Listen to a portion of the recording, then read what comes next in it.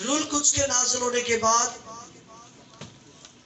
नबी की पेशगोई उनके सामने रखने के बाद ये पतरस का पहला पैगाम है, पतरस की पहली गवाही है। जितने लोगों ने ऐसी बाइबल कॉलेज में सेकंड ईयर में पढ़े थे, हमने अमाल की किताब आपको पढ़ाई और उसमें हमने ये बताया था कि पतरस के कितने पैगामात हैं। तो ये पतरस का पहला पैगाम जब वो तकरीबन 16 मुख्तलिफ कौमों के सामने जब वो इस गवाही को दे रहा था, तो फिर एक वक्त आया कि वो कौम इसराइल से मुखातिब हुआ और उन इसराइलियों को मुखातिब करके पतरस कहते हैं on the day of Pentecost, आए इसराइलियों ये बातें सुनो। यीशु नासरी एक शख्स था जिसका खुदा की तरफ से होना तुम पर उन मौजज़ों और अजीब कामों और निशानों से साबित हुआ जो खुदा ने उसकी मार्फत तुम में दिखाए, चनाचे तुम आप जानते हो। यीशु को पतरस अपने पहले पैगाम के अंदर एक कामिल शख्स के तौर पर जो है बयान करता है।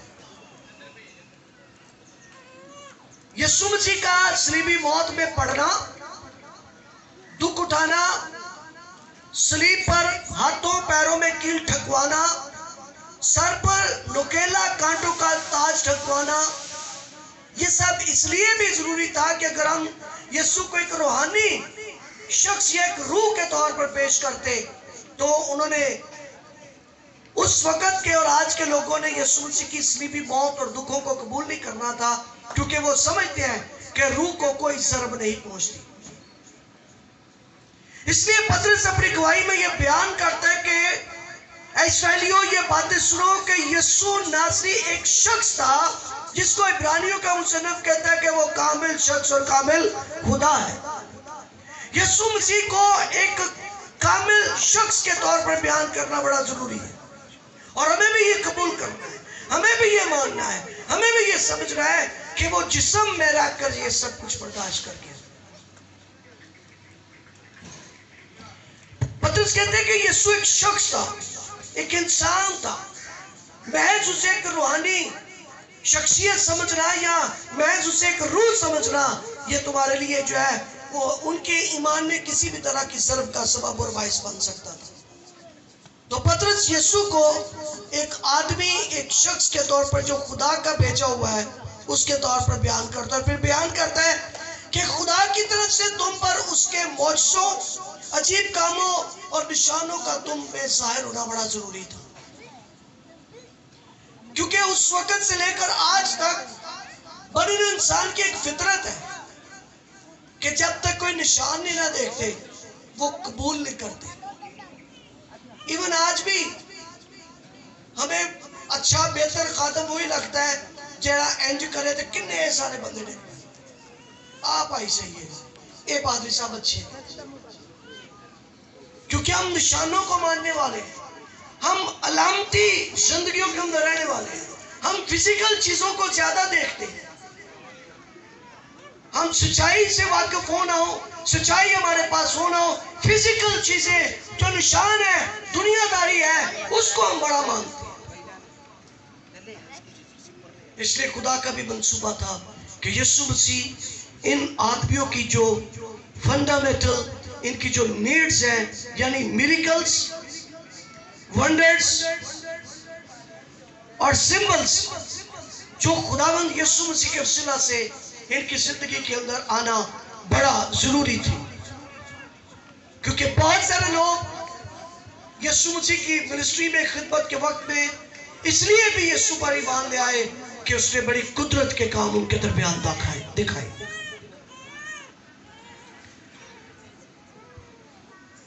अगली आयत के अंदर पतरस यीशु मसीह के बारे में बताता है कि जब वो खुदा के मुकर्रा इंतजाम के मुताबिक, बोलिएगा खुदा के, ये इंतजाम कब मुकर्रर हुआ था कि खुदा का बेटा यीशु मसीह ابلیس اور اس کی ساری قدرت پر غالب آئے. مقررہ انتظام. پیدائش 3:15 کو پڑھیے گا، وہاں پہ لکھا ہے کہ میں تیری نسل اور عورت کی نسل کے درمیان، وہ تیرے سر کو کچلے گا اور تو اس کی ایڑی پر. یہ مقررہ انتظام تھا. خدا نے پیدائش کی کتاب کو جب ہم پڑھتے ہیں، خدا نے اس بات کو مقرر کر دیا تھا کہ تو نے گناہ تو آدم سے کروا لیا ہے، ہوا سے کروا لیا ہے، پھر میری بھی سن. میں خالق ہوں، میں مالک ہوں، میں رازق ہوں، میں آقا ہوں، میں کل اختیار کا مالک ہوں. رب الفاج میرا نام ہے. میں بھی تجھے کہتا ہوں کہ میں عورت کی نسل سے ایک ایسے شخص کو پیدا کروں گا جو تیری ساری قدرت پر غالب آئے گا اور وہ تیرے سر کو کچلے گا. اور صلیب پر یسوع مسیح نے اس کے سر کو کچل دیا. مقررہ انتظام کے مطابق خدا نے جو ٹھہرایا تھا کہ وہ تیرے سر کو کچلے گا، سو صلیب پر جام دے کر اور بڑی دلیری کے ساتھ، بڑی وکٹوریس وائس کے ساتھ، وکٹوریس ساؤنڈ کے ساتھ خدا نے جب یہ کہا تھا، تمام ہوا، اور پھر کہا تھا کہ میں اپنی روح تیرے ہاتھوں میں سونپتا ہوں. یہ فتح مندی کی بات تھی. کسی بیچارے بے یارو مددگار، کسی کمزور شخص کی طرح یسوع نے آنکھیں بند کر کے مر نہیں گئے، بلکہ اس نے بڑی دلیری سے، بڑی آواز کے ساتھ چلا کر کہا. گڈ فرائیڈے کو میں نے بتایا تھا 6واں اور 7واں کلمہ بڑی آواز کے ساتھ بولا گیا. پہلے 5 کلمے اتنی آواز کے ساتھ نہیں بولے گے، لیکن 6واں اور 7واں کلمہ ود ہائی ساؤنڈ، بڑی آواز کے ساتھ بولے گے، کیونکہ ان دونوں کلموں کے اندر جو ہے وہ وکٹوریس تھی، فتح مندی تھی. جب خدا کے مقررہ انتظام اور علم سابق کے موافق اسے پکڑوایا گیا، نبیوں نے جو کچھ خدا کے بیٹے یسوع مسیح ناصری جو میرا رات کا منجی ہے، جو موت اور قبر پر فتح یاب ہوا ہے، اس کے بارے میں خدا نے یہ ٹھہرایا تھا کہ یہ کس طرح سے خدا کے علم سابق کے مطابق پکڑوایا جائے گا.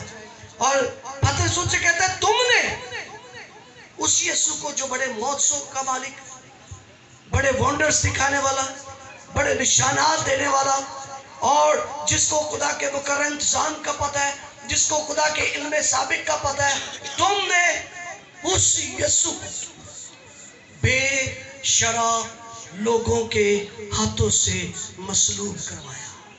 کن کے ہاتھوں سے جی؟ بے شرع لوگ. کون مصلوب کر رہے تھے؟ فقیوں نے مصلوب کیا کہ فریسیوں نے؟ کس نے مصلوب کیا؟ فقیوں نے یسوع کو مصلوب کیا کہ فریسیوں نے؟ چھڑا چتر ہے، چھڑا کیے اشتر ہے. بتاؤ ذرا، یسوع کو فقیوں نے مصلوب کیا یا فریسیوں نے یا دونوں نے؟ میں بتاتا ہوں. جب بے شرع کہا گیا تو پتہ کیا ہے؟ رومی گارمنٹ کے سپاہی. نہ فقیوں نے، فقی بھی شرع والے تھے، فریسی بھی شرع والے تھے. مصلوب کن کے ہاتھوں سے کرایا؟ جو بے شرع لوگ تھے، جو خدا کے کلام کی سچائی، خدا کے مقررہ انتظام اور علم سابق سے واقف بھی نہیں تھے. ان لوگوں کے ہاتھوں سے یسوع مسیح کو قتل کروایا، مصلوب کروایا. یہاں پر لفظ مصلوب آیا ہے، اس سے مراد ہے صلیب پر ٹانکا جانا.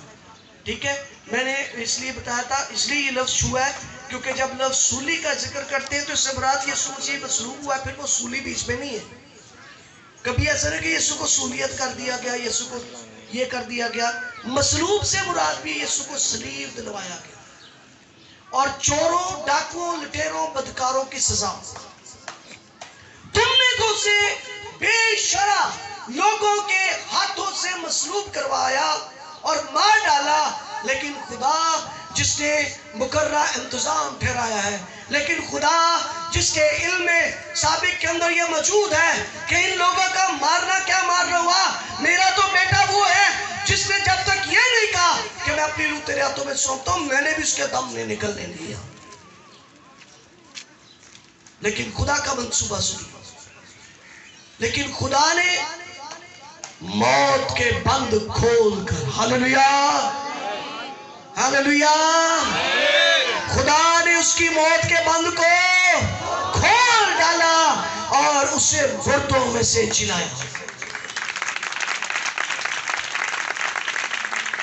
क्योंकि मुमकिन नहीं था कि मौत उसे अपने कब्जा के अंदर रखती। ये पॉसिबल ही नहीं था, ये हो ही नहीं सकता था कि यीशु मौत के कब्जा के अंदर रहते। जितने लोग दुनिया में मरते और कब्रों के अंदर पड़े रहते, पुराने अहदनामे में जब हम पढ़ते तो पहले कि जब इंसान मर जाता है तो मर कर पड़ा ही रहता है। क्या लिखा है जी? जब इंसान मरता है तो मर कर। लेकिन याद रखिए, जिसके नाम पर, जिसके जुटने पर आज अब जब हम ना, जब कलाम सिखाता है कि जब उसको कब्र में रखा तो वो पड़ा नहीं रहा, बल्कि इसी टाइम में जब उसे कब्र के अंदर रखकर कब्र पर पत्थर सिरकाया गया, लुढ़काया गया, तो वो पतरस के हाथ में पड़े तो लिखा वो 3 रात दिन जमीन के नीचे कैदी रूहों के अंदर मुनादी करता रहा। आम गुनहगार आदमी जब मरता है तो वो मरकर पड़ा रहता है, पर खुदा के बेटे यीशु मसीह की ज़ात की कुदरत ये है, अगर मैं ये कहूं तो ये उससे बड़ी बात हो जाती है कि तीसरे दिन उसका जिंदा होना। क्या? जब वो कब्र पर पत्थर आया था वो तो उसी वक्त कब्र जमीन के नीचे चला गया था। ये उससे बड़ी बात है। उसी वक्त वो जमीन के नीचे कैदी रूहों के अंदर मुनादी करने के लिए गया। और फिर 104 बार पढ़ते हैं तो वह लिखा है जब वो जी उठा तो बहुतों को अपने साथ ले गया, बहुतों को अपने साथ ले गया और आसमान पर भी उनको इनाम भी दिए गए। यह यीशु मसीह का जी उठना। लेकिन खुदा ने मौत के बंद खोलकर उसे जिलाया, क्योंकि मुमकिन नहीं था कि वो उसके कब्जा में रहता, क्योंकि दाऊद इस बारे में कुछ और ही बयान कर चुका हुआ है। दाऊद का जब आप ज़बूर पढ़ते हैं तो आपको पता चलता है कि दाऊद इस बारे में क्या बोझ रखता है। दाऊद इस बारे में कहता है, मैं खुदावंद को हमेशा अपने सामने देखता हूं। दाऊद जानते हैं मसीह से कितना अर्सा पहले था? कमोबेश 2000 साल पहले। कितना अर्सा? 2000 साल पहले। और क्या कहता है? मैं खुदावंद को अपने सामने देखता हूं। हालेलुया। 2000 साल पहले दाऊद यीशु को कहता है, यीशु के बारे में, मैं खुदावंद को अपने सामने देखता हूं, वो मेरी दाहिनी तरफ है ताकि मुझे जुम्बिश ना हो। और इसी तरह मेरा दिल खुश हुआ, मेरी जुबान शाद, बल्कि मेरा जिस्म भी उम्मीद में बसा रहेगा। इसलिए यीशु के हक में कहा गया, जैसे मैंने भी बताया कि जब इंसान मरता है तो मरकर कब्र में पड़ा रहता है, पर यीशु मसीह की शान बड़ी मुनफरिद है। यीशु मसीह की अज़मत, यीशु मसीह की हशमत, उसका मर्तबा, उसका जलाल, उसकी कुदरत बड़ी अजीम है। क्योंकि जब वो कब्र के अंदर रखा गया तो आयत 27 भी इस बात की तस्दीक करती। लिखा है, इसलिए कि तू मेरी जान को आलमे रवा में ना छोड़ेगा। मेरी जान को आलमे रवा, जमीन के नीचे जहां पर रूहें जमा होती हैं। मरने के बाद जमीन के नीचे रूहें चली जाती हैं, वहां पर पड़ी रहती है रूहें। ये मसीह से पहले की बात कर रहा हूं। वहां पर रूहें पड़ी रहती हैं, जमीन के आलमे रवा के अंदर वो रूहें पड़ी रहती हैं। कलाम खुदा सिखाता है, पर यीशु मसीह की जान को, यीशु मसीह के बदन को उसने आलमे रवा में नहीं छोड़ा। हालेलुया। लिखे ज़बूर का मुसन्निफ ये बयान करता है, मेरी जान को आलमे रवा में ना छोड़ेगा और ना अपने मुकद्दस को सड़ने की नौबत तक जाने देगा। जब मुर्दे कब्र के अंदर रखे जाते हैं तो अगले चंद दिन के अंदर वो मुर्दे, वो बॉडी जो गल सड़ जाती है। सुनिएगा, इंसानी जिस्म का क्या हाल होता है? कब्र के अंदर गल सड़ जाता है। पर कलाम क्या सिखाता है? उसने अपने मुकद्दस को, हालेलुया, यीशु खुदा का मुकद्दस है। हालेलुया। जोरदार ताली भी जाके कह सकते हैं, यीशु खुदा का क्या है? मुकद्दस है। अपने मुकद्दस बेटे को, अपने जिलाली बेटे को कब्र और मौत और सलीब पर फतह पाने वाले को उसने सड़ने की नौबत तक, जिस तरह इंसान मर जाते, कब्र में पड़े रहते और फिर गल और सड़ जाते हैं, पर उसने अपने मुकद्दस को ऐसी नौबत तक नहीं पहुंचने दिया, क्योंकि वो दर हकीकत हुआ नहीं। उसने कुर्बानी दी है, उसने फिदिया दिया है, उसने हमारी निजात का इंतजाम किया है।